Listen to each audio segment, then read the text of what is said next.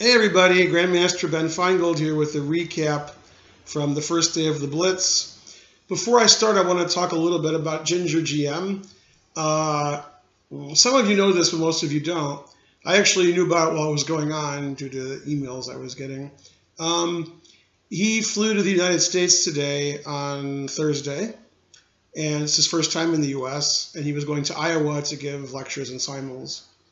I think Chess Digest is there. Anyway, he got to Detroit, and plane landed, went through customs, and customs said he had the wrong visa. He had like a normal visa for working because he was working, and he needed a sports visa for athletes. So I can make a lot of jokes, but well, they put him in a room for 4 hours while they were asking lots of questions, and they sent him back to England. So he didn't leave Detroit, the airport. So he's back in England, which is ridiculous. So I hate Trump even more, but it's not possible. I can't hate him more. But what's going on here? The guy's like coming to do chess stuff. And they said, oh, yeah, you need this visa, not this visa. So if you follow him or you go to Twitter or Facebook, you'll see all the stuff, which I found out when it was going on because he was emailing us. It was like, what? So that's the most ridiculous thing ever.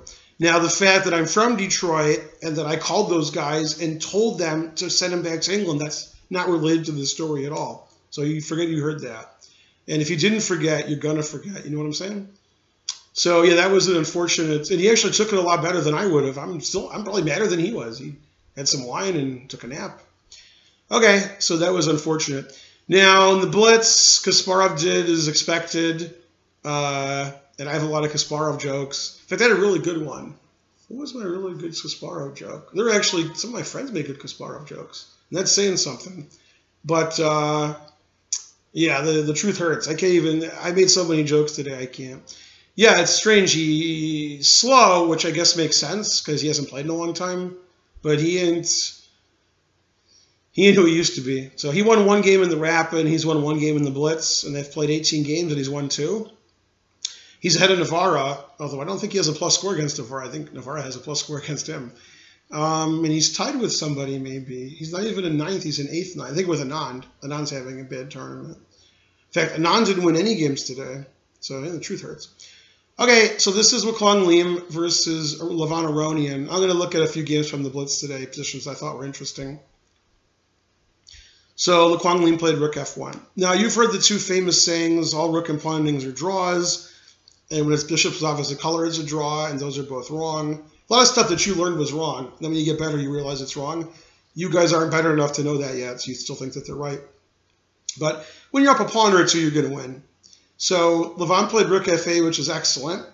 And then Yasser was like, oh, you just trade rooks, and it's a draw because this pawn is stopped by the king, and then they both have a passed pawn. So it's a draw. And it's just wrong, of course. And Yasser realized he was wrong and after a few moves. But yeah, I mean, black has 2 passed pawns on both sides of the board. So it's just an easy win. And Rook F8's the best move. Yeah, if black's rook gets in there, that's too good. So he traded. And now the reason black's winning is obviously we need to take care of this pawn. Because if our king starts, doing stuff that looks good, even these moves that are illegal, this pawn's going to queen. So the winning idea is pretty obvious, even though Aronian had 5 seconds for like the last 20 moves of the game, he still knew what to do. Well, the bishop on d4 isn't doing anything, so we need the bishop on d4 to go to this diagonal so that the e-pawn doesn't do anything. And then we have passed pawns on both sides of the board, so we win. So it's not so difficult. So Levan played bishop b6, and then he played bishop d8. And I think Yasser realized now that black was winning. He didn't have too much trouble. Eventually, Wakwang Lim realized all is lost, and he played c5, which doesn't really change much. It was funny because the Hashley and Serwin were like, no, he has to play bishop e7 so he can stop. Well, c5 doesn't do anything, so there's no reason to stop it. And here he just moved his king up, because you can't take on c5, I queen my b-pawn. And if you take on c5, I don't care. So he's getting back to business here. And yeah, he stops bishop d3, which doesn't really matter. And we got pawns on both sides of the board.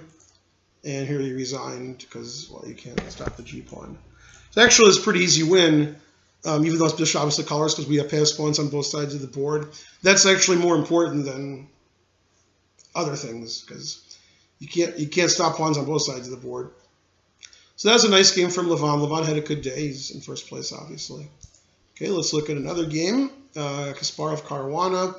So Kasparov's MO today was to get positions that were okay and have no time. He's playing really slow, and then time trouble, just blunder every move. So not every move, but he tried. So this position is equal, but I mean everybody wants to have black because black has more pawns. Black has 2 more pawns, as well as a passed d pawn on d3. So yeah, it's good to have black. Now in this position, Gary wants to play bishop f6 check. So Fabi played rook f8. If you play bishop f6 check now, I take it. So he has to move his queen off of h5, so you can play bishop f6 check. He chose the wrong square. I noticed in this particular event, in the Rapid and the Blitz, Gary's not as incisive as he used to be. He's very tentative. So the most aggressive way to play bishop f6 is to play queen h6. Queen h6 is equal according to the engine. Then black starts checking. And black better be careful because bishop f6 check's going to win. So queen h6 is equal according to the engine. I think black just keeps checking. But Gary played queen h4. So that was good. Queen check. And knight d7. I don't know. Black's just 2 pawns up. White really can't do anything. And Gary had no time here. If he had time, probably still losing. So he played king h2. And Fabi traded queens. And went num num num. I think he's up 3 pawns. It's a lot of pawns. And white wants to play rook f7, so king g7. Knight a4 attacks the rook. Rook c2 traps the white knight. Check. And there's no reason to take it because bishop can't do anything. King g6. King f4. He wants to play rook g1 check and get an attack. Then he took the bishop.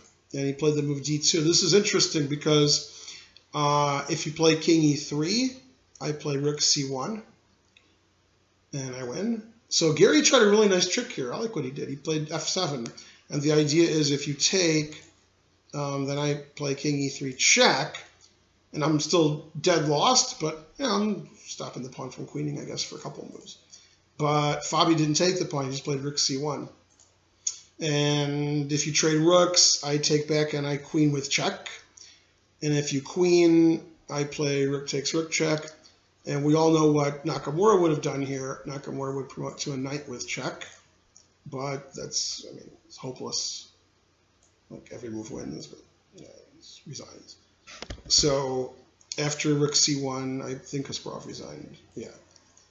So promoting to a knight would have been funny. In fact, if he promotes to a knight, and Fabi's not paying attention, he can make an illegal move and lose. Now, in the Rapid, there was a funny comment posted by chess.com on Twitter explaining how to promote and how illegal moves don't lose. And the arbiter, Chris Bird, said, that's not how you promote, and illegal moves do lose.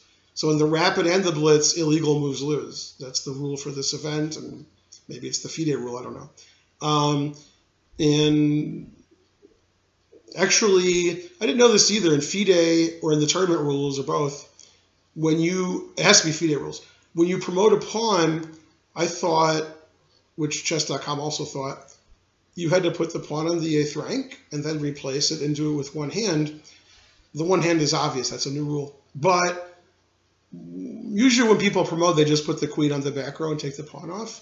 And chess.com was explaining that that's illegal and you lose time. And Chris Bird said, no, it's not. That's fine. So there you go. I always trust Chris Bird over everybody else, even when he's wrong. Okay, and Kasparov lost again. You're going to hear that sentence a lot. Okay, and this is... Wait, who was it? Caruana versus whom? Versus Dominguez. Oh, yeah. Yeah, the truth hurts this game.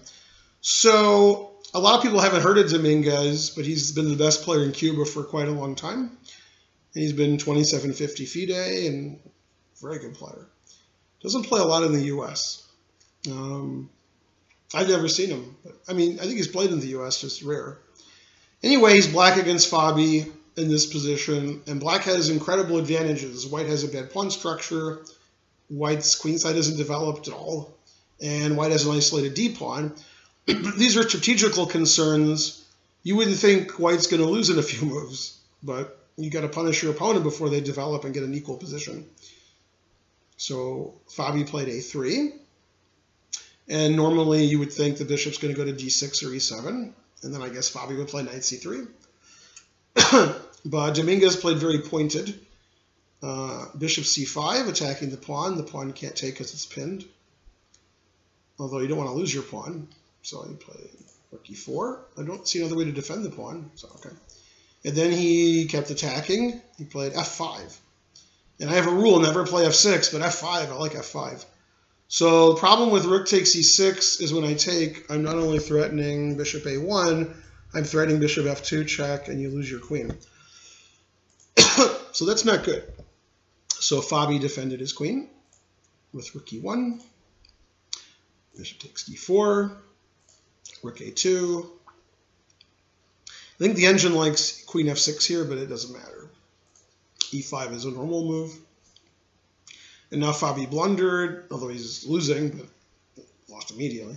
Played the move knight d2. Developing a piece, what? And pause your video now if you haven't seen this. Black to play and win very quickly. In fact, he made a move and Fabi resigned. So what's the winning move for black? And easier to find when it's a puzzle than in a real game. In a puzzle, you know it's a puzzle move. So bishop takes f2, and Fabi resigned. Obviously, white's down too much material here. And if you take, then this, not good. Queen d4. You have two legal moves. This move loses a lot of material. And this looks worse. I mean, I don't see mate in 1, but there should be mate in 1. Okay, that's even better than mate in 1. It's mate in 2. Okay. So after bishop f2, he resigned. So wow, Fabi's pretty good, and to lose like that with white so quickly, it was 21 or 22 moves. It shows you how strong Dominguez is. That was really powerful play with all his strategical advantages. And how that happened, none of us will ever know unless you look at the PGN.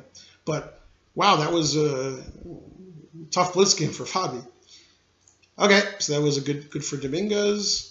Okay, we got a non-Deronian, and I'll flip the board, even though black won. I want to show you something else. Okay, so Ronian took the queen. Now in this position, black is up 2 pawns, but he's losing all his pawns. And his bishop on g6 is no good.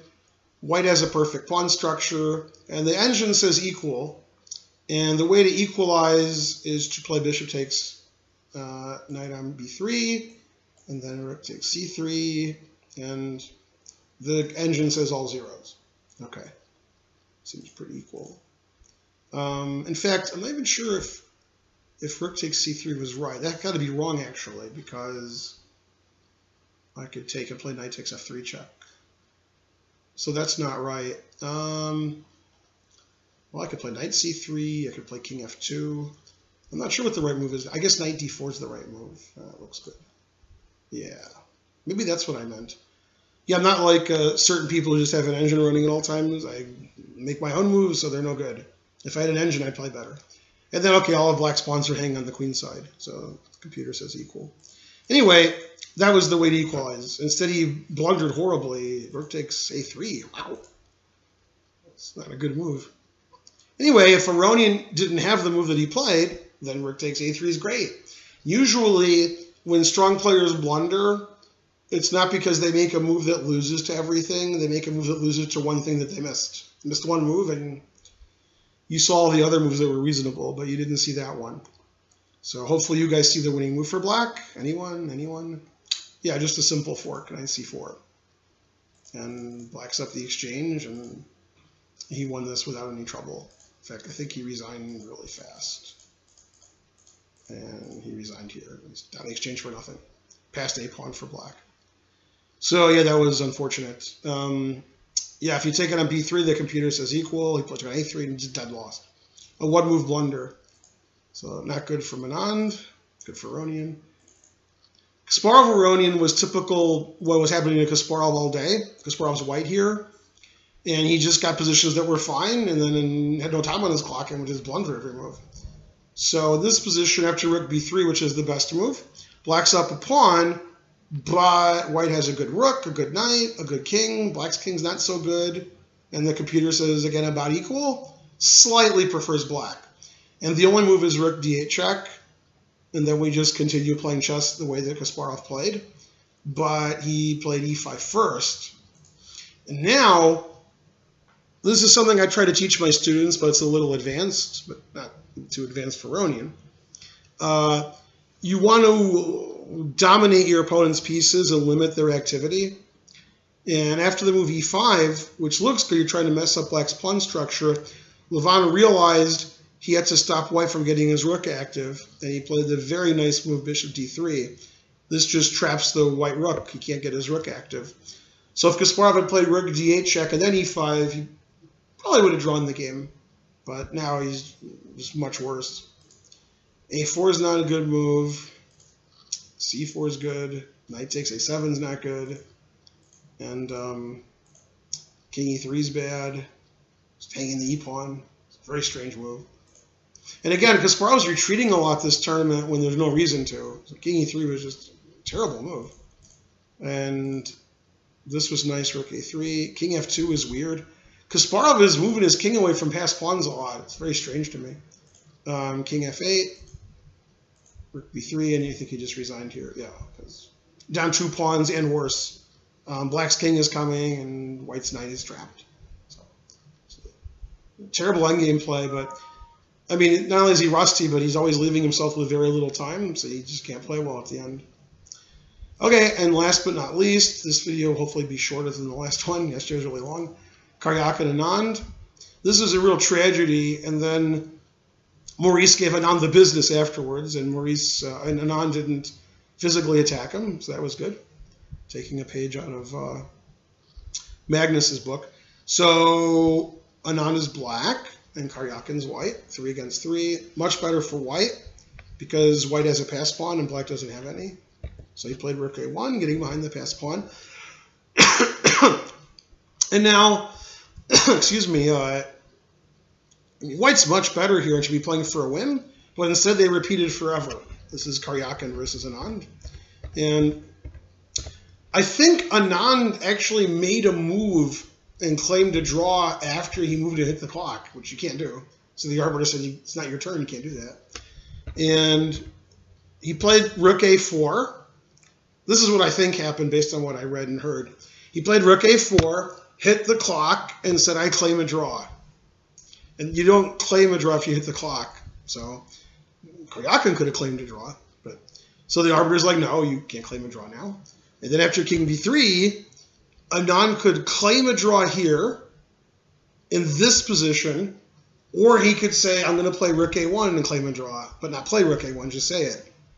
And either way would have drawn. He could have claimed a draw here. He could have claimed a draw by saying, I'm going to play rook a1, and that repeats. They just repeated a lot. And Anand played rook takes h4. What? So that was a very strange decision. So it was odd for Karyakin to repeat when he was better, and it was odd for Anand to not repeat and just lose immediately. Very strange decisions from everybody. So a6 and I win. That's it. There's no analysis. So rook h1's forced, king a2, stopping rook a1, and I queen. So I don't understand. Rook takes h4 was just unbelievably bad. And he resigned here because rook b8's coming. So that was a very odd decision from Anand. And he claimed a draw, and he was actually correct, but he had to say he was going to play rook a4, not actually play it. And then after king b3, he could have claimed a draw there, or say he's going to play rook a1 and claim a draw. He didn't do either one, and he played rook h4. So that was a very odd ending to that game for Anand and for the round, for the day. There's 9 more games tomorrow. The current standings are Aronian is in first, Nakamura is in second, and Karyakin is in third. And I could be wrong about that. That's my recollection. Pretty sure that that's right. Yeah, that's right. Because I remember before Hikaru won his last game, Karyakin was in second at that point. Karyakin, as some of you know, got 8 out of 9 today in the Blitz, 7 wins and 2 draws. So that was an incredible performance. Wow.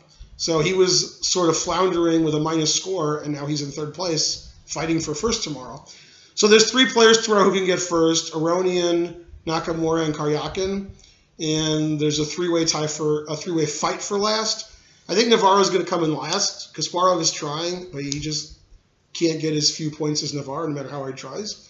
And Anand and Kasparov are tied for 8th and 9th. Anand didn't win any games today. It's a terrible day for him. Kasparov won 1 game, and Navarro is slightly outclassed, but he has an issue that he doesn't really play in these Super GM tournaments a lot. Navarro's typical opponent is like 2650 to 2750. So when his opponents are 2750 to 2830, then it's a little tougher. But I mean, Navarro's a great player, and he plays really interesting chess, so that's good for us.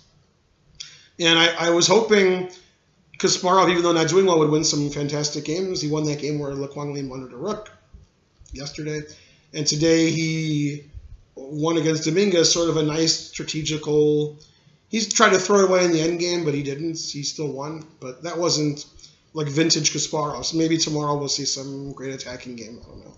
But he's just playing too slowly, and he's lost all his confidence, and he's given his opponents confidence. They're looking forward to playing him because he's just not playing well. Happens. All right.